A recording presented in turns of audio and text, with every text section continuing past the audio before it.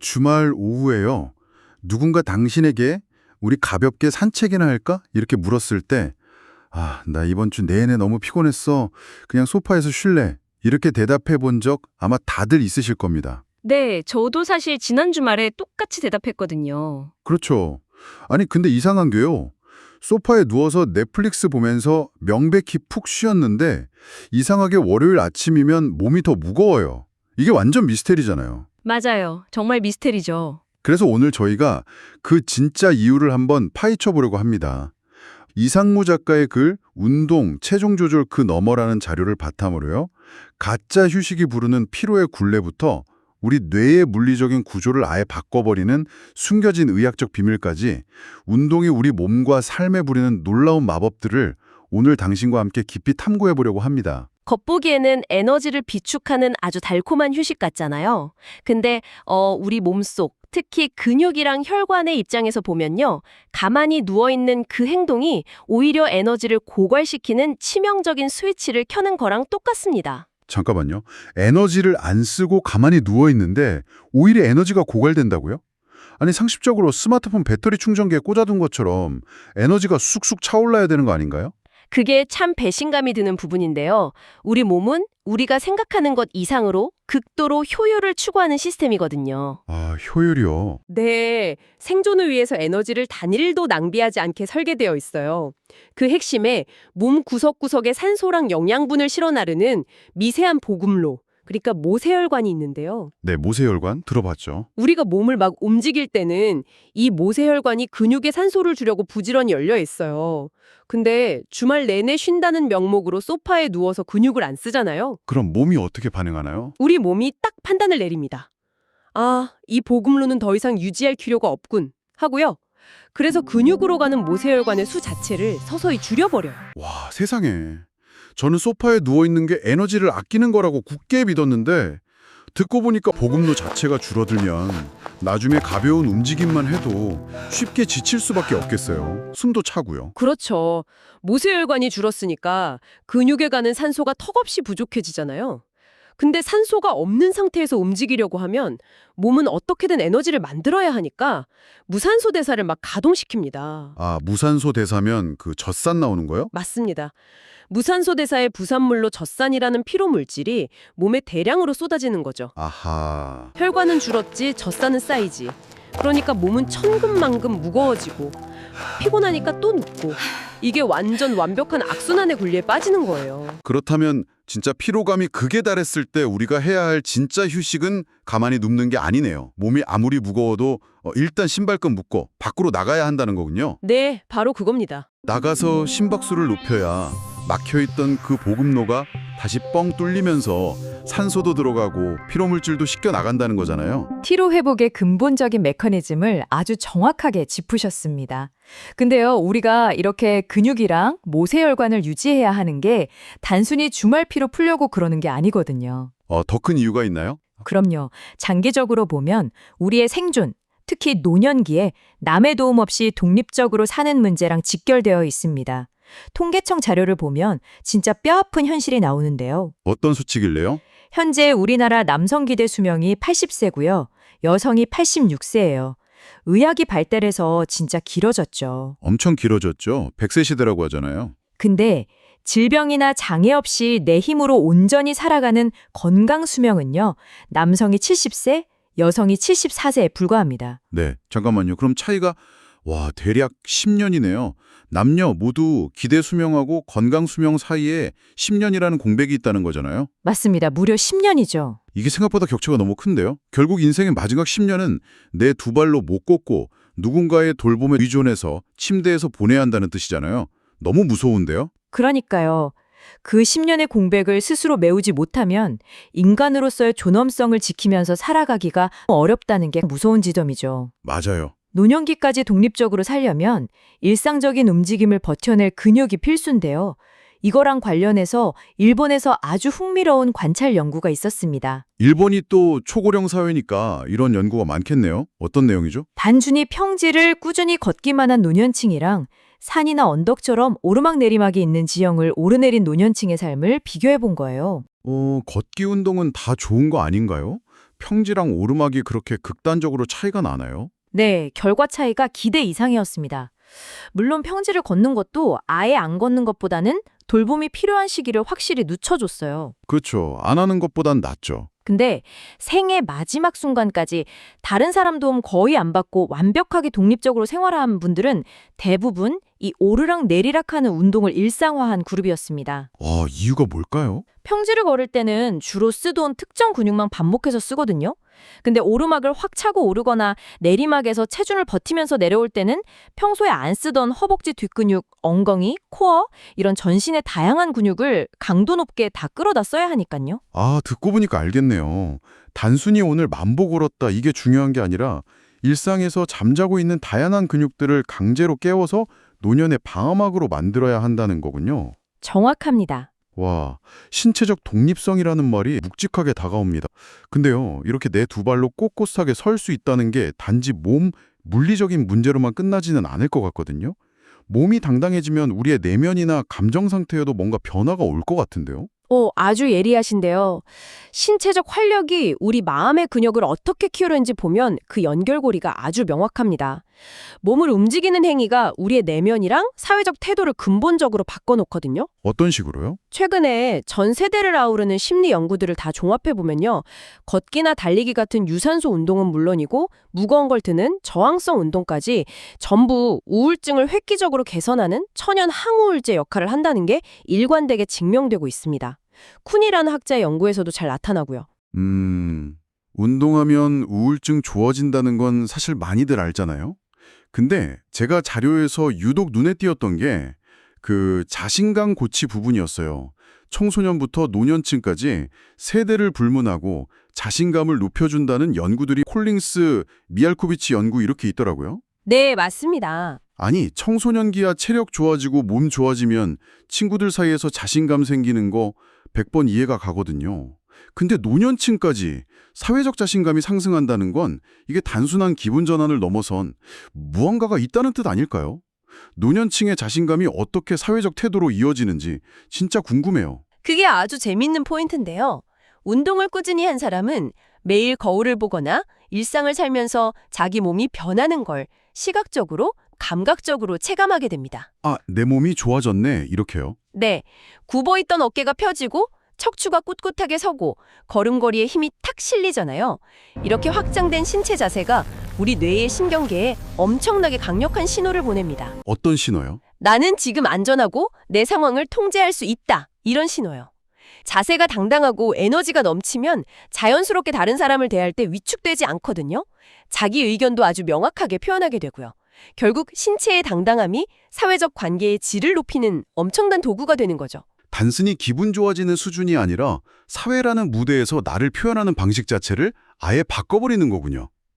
몸의 근육이 사회적 관계의 근육까지 튼튼하게 만들어준다. 와, 이거 진짜 놀랍습니다. 그렇죠. 자, 그럼 여기서 저희가 한 발짝 더 깊이 들어가 보겠습니다. 우울증이 나아지고 자신감이 생긴다는 건 어쨌든 기분이나 심리적인 변화잖아요. 네, 심리적이죠. 근데 자료를 보면 운동이 뇌의 물리적인 구조 자체를 바꿔버린다고 나오거든요. 심지어 치매를 예방할 만큼 뇌 크기를 키운다고요? 솔직히 이건 약간 믿기 어렵달까요?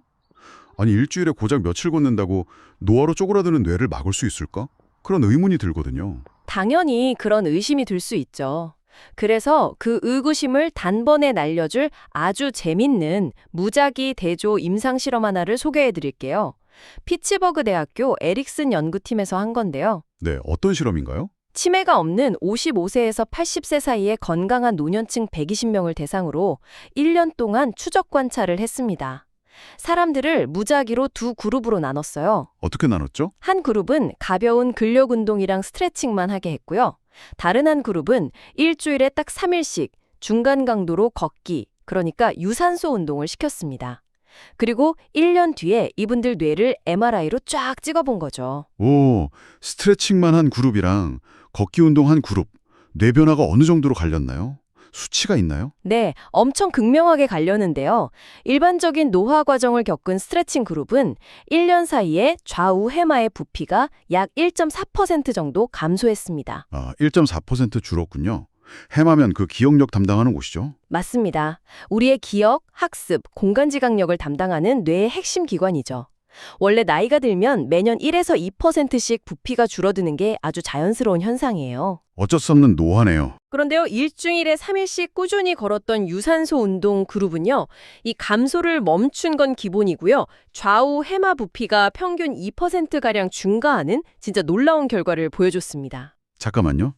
감소를 늦춘 게 아니라 부피가 물리적으로 커졌다고요? 2%나? 네, 실제로 커졌습니다. 와, 대박이네요. 뇌의 노화 타임라인을 한 1, 2년 정도 아예 역전시켜버린 거잖아요. 우리는 보통 뇌라고 하면 밑 빠진 독 같아서 나이 들면 내용물 막 새어나가고 쪼그라드는 거 그냥 지켜봐야 한다고 생각하잖아요. 보통 그렇게들 절망하시죠. 근데 이 연구 보니까 뇌도 결국은 우리가 아령 들면 펌핑되는 팔뚝의 이두박근처럼 운동하면 할수록 커지는 약간 근육 같은 존재였네요. 아, 그 이두박근 비유, 의학적으로도 되게 타당한 표현입니다. 뇌는 굳어있는 돌덩이가 절대 아니에요.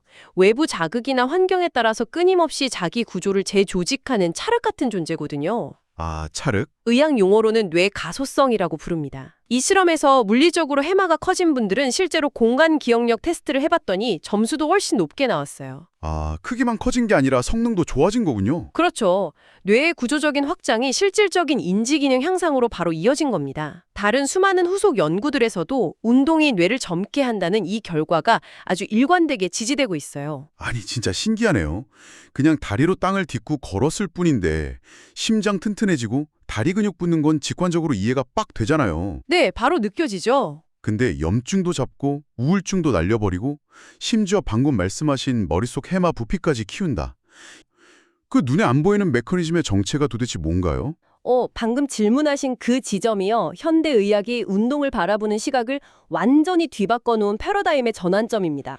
패러다임 전환이요? 네, 과거에는 근육을 그냥 뼈를 당겨서 관절 움직이게 하는 단순한 기계적인 모터 정도로만 취급했어요.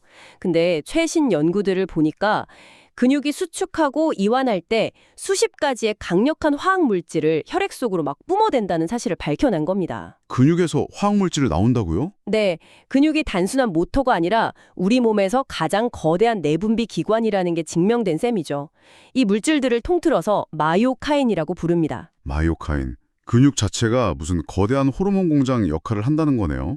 구체적으로 어떤 물질들을 뿜어내길래 몸 전체를 막 통제하는 건가요? 대표적인 세 가지 핵심 인자만 딱 봐도 그 위력을 실감할 수 있는데요. 첫 번째는 인터루킨 6이라는 물질입니다. 인터루킨 6이요? 네, 근육이 수축할 때 방출되는 이 물질은 혈관을 타고 전신을 쫙 돌면서 체내 곳곳에 숨어있는 만성 염증을 찾아내서 불을 끄는 소방관 역할을 합니다. 와, 소방관. 두 번째는요? 두 번째는 아이리신이라는 물질인데요. 얘는 혈액을 타고 우리 몸의 지방세포로 직접 갑니다. 가서 야, 더 이상 축적되지 말고 뜨겁게 불타올라서 에너지가 되라 이렇게 명령을 내려요. 아주 강력한 지방연소 촉진제죠. 대박. 염증 찾아서 불도 끄고 지방세포한테 직접 타오르라고 명령도 내리고요. 진짜 똑똑하네요. 그럼 아까 우리 이야기했던 뇌 해마 부피 커지게 하는 것도 결국 근육이 뇌로 보내는 이 마이오카인 중 하나겠군요. 맞습니다. 치매를 예방하고 뇌 구조를 바꾸는 가장 핵심적인 열쇠. 바로 세 번째 물질인 BDNF입니다. 뇌율의 신경 영양인자라고 하는데요. BDNF. 이름이 좀 어렵네요. 좀 어렵죠. 쉽게 말해서 우리가 땀 흘리면서 운동하면 근육이 뇌를 향해서 BDNF 분비해라 하고 강력한 신호로 쏘아올리는 거예요. 그럼 뇌로 전달된 이 BDNF가 특히 해마 쪽에 집중적으로 작용을 합니다. 해마에서 무슨 일을 하는데요? 마치 메말라가는 화분에 들이붓는 초강력 비료처럼요. 신경세포들이 살아남게 돕고 새로운 신경망이 나뭇가지처럼 막 뻗어나가게 자극하는 거예요. 아, 비료를 뿌려주는 거군요. 네. 결국 근육이 수축하는 그 물리적인 행위 자체가 뇌를 재건축하는 직접적인 스위치 역할을 하는 거죠. 와, 당신과 함께 지금까지 나눈 이야기를 제 머릿속으로 싹 종합을 해보니까요. 그림이 완전 명확해집니다. 어떤 그림이죠? 우리가 막 땀 뻘뻘 흘리면서 움직일 때 뿜어져 나오는 이 마이오카인들 있잖아요. 이게 오직 신체가 고되게 움직일 때만 비밀스럽게 문을 여는 내 몸속 최고급 프리미엄 만능 약국이었네요. 최고급 만능 약국. 와, 진짜. 부작용 걱정하면서 비싼 알약 사 먹을 필요가 없는 거예요. 내 다리 근육이 뇌한테는 야, 기억력 높일 테니까 세포 키워라 문자 보내고, 지방한테는 빨리 타버려라, 혈관한테는 염증 불 끄자, 이렇게 화학적 문자 메시지 보내서 전신을 지휘하고 있는 거잖아요. 맞습니다.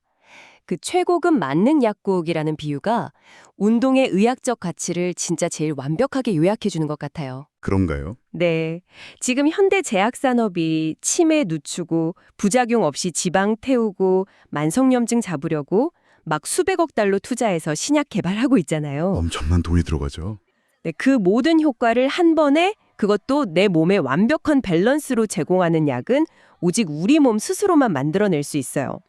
그리고 그 경이로운 치유 시스템의 스위치를 켜는 유일한 방법은 소파에서 일어나 밖으로 나가 몸을 움직이는 것뿐이고요. 오늘 진짜 당신과 나는 이 놀라운 통찰들을 쭉 돌아보니까요, 운동이라는 행위가 얼마나 경이로운 건지 새삼 깨닫게 됩니다. 저도 다시 한번 느끼네요. 쉴수록 보급로가 막혀서 우리를 더 깊은 피로의 늪에 빠뜨리는 그 모세혈관의 역설부터 시작해서요, 오르막 내리막 버티면서 다양한 근육을 깨워야만 지킬 수 있는 노년의 10년이라는 뼈 아픈 시간, 네, 건강수명 10년이요. 그리고 자세가 펴질 때 사회적 태도까지 당당하게 변하는 심리적 기적도 있었고요. 무엇보다 일주일에 딱 3일 걷는 것만으로 노화하는 뇌 해마를 부풀려내는 BDNF와 마이오카인, 그 내 몸속의 약국가죠. 사실 우리 인간이라는 게요, 어떻게든 몸을 안 움직일 핑계를 찾는 본성이 있거든요. 아유, 그럼요. 합리화의 달인이죠. 네, 오늘 너무 피곤해서 관절이 좀 뻐근해서 어제 야근했으니까 진짜 수백 가지 합리적인 이유를 대면서 신발끈 묶는 걸 내일로 미룹니다. 근데 노르웨이 사람들은 그 가혹하고 추운 기후 속에서도 이런 속담을 가슴에 새기고 산다고 해요. 노르웨이 속담이 어떤 거죠? 운동하기에 좋지 않은 날씨는 없다. 다만 적합하지 않은 옷이 있을 뿐이다. 와, 핑계 대지 말고 옷 챙겨 입고 나가라 이거네요. 네, 맞아요.